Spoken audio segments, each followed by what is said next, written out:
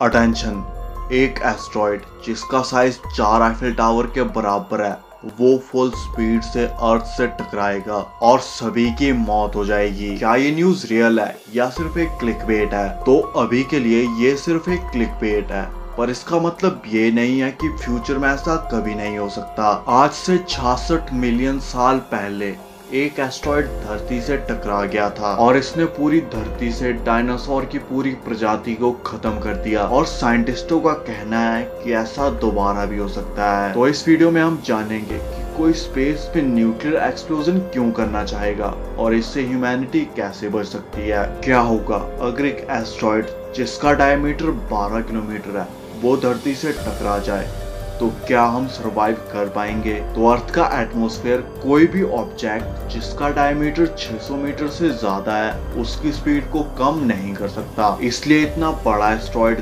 धरती से full speed से टकराएगा और इससे धरती की सतह पर 170 किलोमीटर बड़ा गड्ढा बन जाएगा। और अगर आप बदकिस्मती से इसके आसपास भी हुए तो बड़े से बड़ा बंकर भी आपको नहीं बचा पाएगा। इसको देखने वाला हर एक इंसान अंधा हो जाएगा और आसपास मौजूद सभी बदकिस्मत इंसान मर के भाप बन के उड़ जाएंगे। पूरे प्लेनेट पर सुनामी आ जाएगी, पर फिर भी ये सबसे बुरी चीज नहीं होगी। इस एस्ट्रॉयड के टकराने के बाद सबसे बड़ा खतरा एस्ट्रॉयड नहीं होगा, बल्कि वो पत्थर और एस्ट्रॉयड के टुकड़े होंगे जो उड़कर एटमॉस्फेयर में चले गए थे। ये पत्थर और एस्ट्रॉयड के टुकड़े लगभग 40 मिनट बाद फिर से धरती पर गिरेंगे और नीचे गिरते समय फ्रिक्शन की वजह से इनमें आग लग जाएगी और ये जहां पर भी गिरेंगे सब कुछ तबाह कर देंगे। कई करोड़ लोग उसी टाइम पे मर जाएंगे। पर ऐसा कुछ होने के चांसेस और प्रोबेबिलिटी कितनी है? तो नासा के साइंटिस्टों का कहना है कि ऐसा होने के चांसेस बहुत ज्यादा है। इसलिए 1992 में यूएस कांग्रेस ने नासा को 25 सालों के अंदर धरती के आसपास मौजूद 90% ऐसे ऑब्जेक्ट्स का पता लगाने को बोला था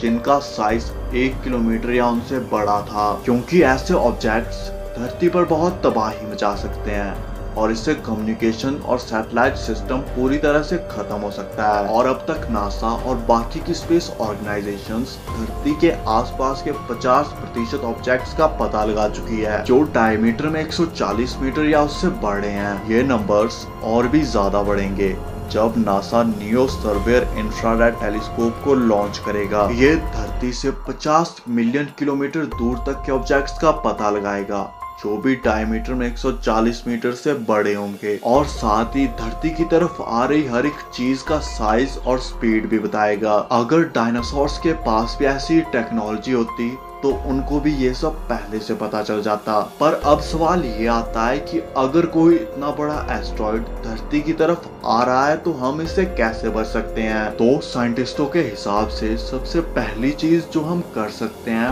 वो ये है कि एस्ट्रॉयड को धरती के एटमॉस्फेयर में पहुंचने से पहले ही डिस्ट्रॉय कर दिया जाए और इसके लिए न्यूक्लियर वेपन्स का यूज किया जा सकता है। पर इसमें अभी भी खतरा होगा क्योंकि एस्ट्रॉयड के फटने के बाद इसके टुकड़े धरती पर पहुंचकर तबाही मचा सकते हैं। पर यहाँ पे एक और रास्ता है जिसमें हम एस्ट्रॉयड की डायरेक्शन को थोड़ा सा चेंज करते हैं ताकि ये धरती से टकराने के बजाय साइड से निकल जाए। नासा फिलहाल इन्हें छोटे एस्ट्रॉयड्स पर ट्राई कर रही है जो कि एक इफेक्टिव तरीका हो सकता है। पर इसमें प्रॉब्लम ये है कि जितने बड़े एस्ट्रॉयड ने डायनासोर्स को खत्म किया था उतने बड़े एस्ट्रॉयड की डायरेक्शन को चेंज करने के लिए हमें आज के एयरक्राफ्ट के मुकाबले 70 गुना बड़ा एयरक्राफ्ट चाहिए और ऐसे में फिलहाल हमारे पास इसको रोकने का कोई रास्ता नहीं है। पर हमें ऐसा कुछ होने से बहुत टाइम पहले ही पता चल जाएगा और हमारे पास खुद को बचाने के लिए बहुत टाइम होगा और शायद इससे बचने के लिए आपको कुछ दिन के लिए बंकर में भी रहना पड़े और कुछ टाइम बाद तुम दोबारा से सरफेस पे जा सकते हो। पर इसका मतलब ये बिल्कुल भी नहीं है कि तुमने इसे सरवाइव कर लिया है। इसके टकराने की वजह से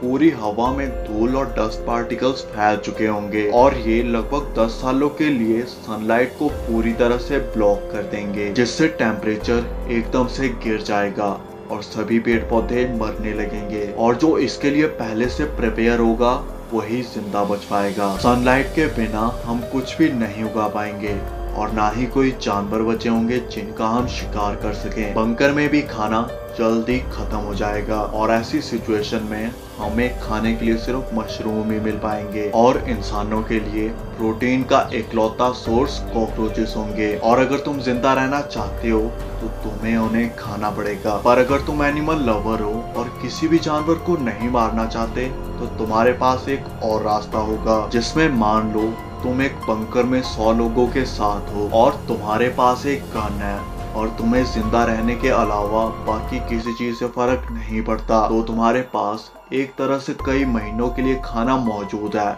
जो कि तुम्हारे साथ बैठा है। और जिंदा रहने की इस जंग में जो आज तुम्हारे पड़ोसी या दोस्त हैं वो कल तुम्हारा खाना बन सकते हैं। पर क्या ऐसी सिचुएशन सच में आ सकती है? तो इलॉन मस्क का मानना है कि ऐसा जल्द ही होगा और इंसानों के पास फिलहाल इससे बचने का कोई भी रास्ता नहीं है। और अगर ऐसा होता है तो इलॉन मस्क तो अपने स्पेस स्टेशन या मार्स पे बनी कॉलोनी पे चले जाएंगे। और ऐसी सिचुएशन में तुम कैसे बचोगे और इसके लिए तुम्हारे क्या प्लान्स हैं? कमेंट में जरूर बताना और इस वीडियो को भी जरूर देखना कि हम आज तक एलियंस को क्यों नहीं ढूंढ पाए और इससे धरती कैसे खत्म हो सकती है।